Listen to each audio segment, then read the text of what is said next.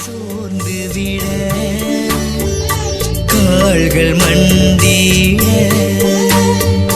மீண்டும் எழுந்தீரே மண்ணில் முகம் புதைய. இயேசு மூன்றாவது முறையாக கீழே விழுகிறார்.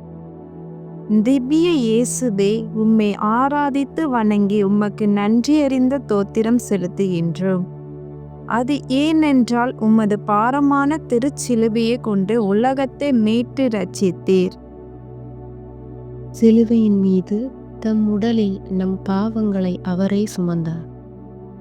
நாம் பாவங்களுக்கு இறந்து நீதிக்காக வாழ்வதற்கே இவ்வாறு செய்தார்.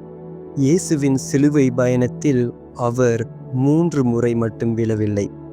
மாறாக நம்முடைய பாவங்கள், வீழ்ச்சிகள் மற்றும் தடுமாற்றங்களுக்கு மத்தியில்தான் கல்வாரி பலியை ஏற்று நமக்காக கீழே விழுகிறார்.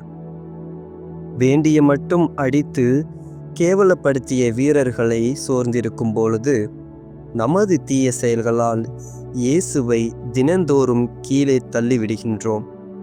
ஆகவே இறைவன் நம்மிடம் எதிர்பார்ப்பது ஒன்று மட்டும்தான். அது என்னவென்றால், நாம் பாவத்தை வெறுத்து மனம் மாறி அவரை நாடி வருவது. அன்பு இயேசுவே, என் மனமாற்றத்திற்கு தடையாக இருப்பதை விலக்கி வைக்க என் மனதிற்கு பலத்தை தாரும். ஆமீன். எங்கள் பேரில் தயவாயிரும் சுவாமி, எங்கள் பேரில் தயவாயிரும். மரித்த விசுவாசிகளின் ஆன்மாக்கள் இறைவனுடைய இரக்கத்தினால் நித்திய சமாதானத்தில் இளைப்பாற கடவன. ஆமேன். சோர்ந்து விட கால்கள் மண்டிட